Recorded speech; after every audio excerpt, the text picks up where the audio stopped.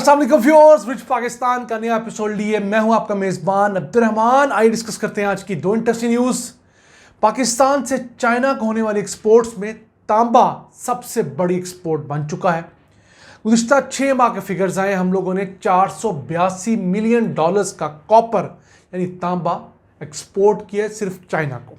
इसके अलावा हम आयरन और भी एक्सपोर्ट कर रहे हैं। इसके साथ साथ हम लोग जिंक एक्सपोर्ट कर रहे हैं, क्रोमियम एक्सपोर्ट कर रहे हैं। ये तमाम तफसीलात आपकी वीडियो में आपको बताएंगे और आपको बताएंगे कि किस तरह पाकिस्तान में मौजूद 50 मिलियन टन से ज़्यादा कॉपर के ज़खायर यानी $500 बिलियन की ये कॉपर के ज़खायर से हम इस्तेफादा कर सकते हैं।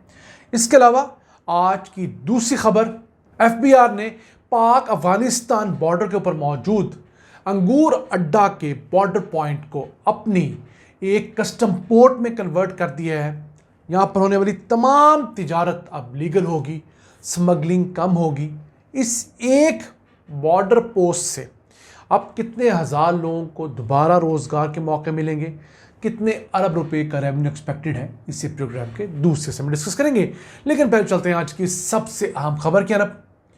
गुज़िश्ता 6 माह के दौरान जनवरी से जून तक पाकिस्तान ने चाइना को सबसे ज़्यादा जो एक्सपोर्ट्स की वो थी तांबे की एक्सपोर्ट।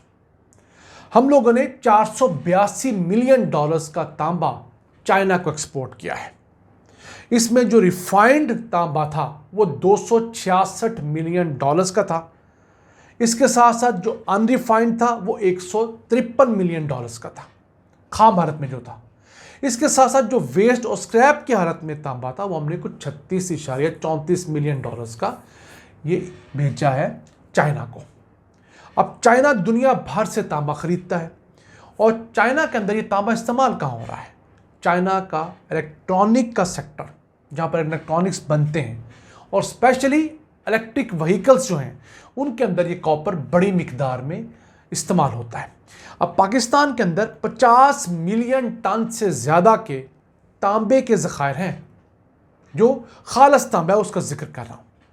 और अगर इन्हें आज के रेट के ऊपर कैलकुलेट करें तो ये $500 बिलियन से ज़ायद मालियत के ज़खायर बनते हैं।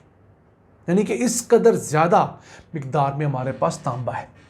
एक सैंडेक्स से तो हम निकाल रहे हैं, दूसरा नॉर्थ वज़ीरिस्तान से भी हम तांबा निकाल रहे हैं और ये तांबा सारा एक्सपोर्ट हो रहा है, चाइना जा रहा है।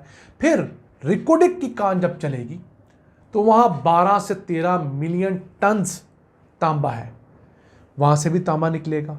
फिर चनियोट के करीब हम आपको मुतअद्दिद वीडियो बता चुके हैं कि वहाँ भी तांबे के बड़े ज़खायर हैं और बाद एस्टिमेट्स तो ये हैं कि चनियोट में जो तांबे के ज़खायर हैं वो रिकोडिक से ज़्यादा हैं। चनियोट में सोना कम है, बहुत थोड़ी मिकदार में सोना है, तांबा ज़्यादा है। जो रिकोडिक है वहाँ सोना भी अच्छी माकूल मिकदार के अंदर है, तांबा तो है ही है। तो अब देखना ये है कि हम इस एक्सपोर्ट किए जाने वाले तांबे को अपने यहाँ कब इस्तेमाल करते हैं। क्यों? माहिरीन कहते हैं कि हम लोग एक साल के अंदर कोई $1 बिलियन का तांबा एक्सपोर्ट करते हैं दुनिया के तमाम ममालिक को। उसमें से आप देख लीजिए, चाइना को सिर्फ $1 बिलियन का पिछले साल तांबा एक्सपोर्ट किया था, इस साल भी उतना हो ही जाएगा। पिछले साल से तांबे की एक्सपोर्ट थोड़ी सी कम हुई है। पिछले साल हमने इन्हीं 6 माह के अंदर $504 मिलियन का तांबा एक्सपोर्ट किया था, इस दफ़ा 482 किया है। उसकी रीज़न माहिरीन बताते हैं कि मिकदार हमने कम एक्सपोर्ट नहीं की, आर्मी मंडी के अंदर तांबे की थोड़ी प्राइस कम हुई है, जिस वजह से ये थोड़ा सा फ़र्क हम लोग नोट कर रहे हैं, कोई 20-22 मिलियन का। तो हमने करना क्या है? अपने खाम तांबे को या स्क्रैप से जो हम तांबा निकालते हैं, वेस्ट से जो हम तांबा निकालते हैं, उसको अपने यहाँ प्रोसेस करना है। अपने यहाँ इसी तांबे से कॉपर पाइप्स बनाने हैं, कॉपर वायर्स बनानी है, कॉपर शीट्स बनानी है। क्यों? हम पहले सस्ते दामों, या समझ लीजिए अगर हम लोगों ने $9,000-10,000 फी टन तांबा एक्सपोर्ट कर दिया चाइना को, तो चाइना उसको वैल्यू ऐड करता है, उसकी कॉपर पाइप्स बनाता है, उसकी वायर्स बनाता है, उसकी शीट्स बनाता है। तो वही $10,000 वाला हम $20-30,000 फी टन में प्रोडक्ट कॉपर की ख़रीदने पर मजबूर हो जाते हैं। तो अगर हम उन्हीं चीज़ों को पाकिस्तान में वैल्यू ऐड करेंगे तो 3 गुना का हम रेवेन्यू बचा लेंगे जो हम कॉपर से रिलेटेड इंपोर्ट्स पे खर्च करते हैं। फिर पाकिस्तान ने 39 मिलियन डॉलर्स का आयरन और भी एक्सपोर्ट किया है, थोड़ी मिकदार है, हालांकि हमारे पास आयरन के रिजर्व्स कोई 1.5 बिलियन टन्स के हैं। फिर इसके साथ साथ हमने कोई जिंक और एक्सपोर्ट किया 55 मिलियन डॉलर्स का, क्रोमियम कोई 31 मिलियन डॉलर्स का है। तो अगर मेटल्स का जिक्र करें तो 600 से 650 मिलियन डॉलर्स का हम लोगों ने मेटल जो है वो मुख्तलिफ किस्म का वो एक्सपोर्ट किया इन्हीं 6 माह के अंदर। हालांकि पोटेंशियल अगर सबसे ज़्यादा है तो मिनरल्स को वैल्यू ऐड करने के अंदर है। आइए चलते हैं आज की दूसरी अहम खबर क्या ना। एफबीआर ने पाकिस्तान अफगानिस्तान बॉर्डर के ऊपर मौजूद इंतहाई अहम अंगूर अड्डा के बॉर्डर पॉइंट को अपनी कस्टम पोर्ट में कन्वर्ट कर दिया है। अब यहाँ पर 195 कनाल का रकबा ऐसा है जो बाकायदा एक पोर्ट बना दिया गया है। यहाँ पर एनएलसी का पूरा सेटअप नाफिज कर दिया गया है। ये बेसिकली साउथ वजीरिस्तान और अफगानिस्तान के सूबे पक्तिया का बॉर्डर है। अब इस जगह के ऊपर जितनी ट्रेड होगी वो सारी की सारी लीगल होगी। उसका जितना रेवेन्यू आएगा वो पाकिस्तान के खाते में है। पहले ऐसा ये उस तरह मैनेज नहीं थी, तो यहाँ पर 7,000 से ज़्यादा लोगों का रोज़गार डायरेक्टली और इनडायरेक्टली अटैच था इस एक बॉर्डर पोस्ट से। एफबीआर 5 बॉर्डर पोस्ट जो है उनको ऑफिशियली मैनेज कर रहा है।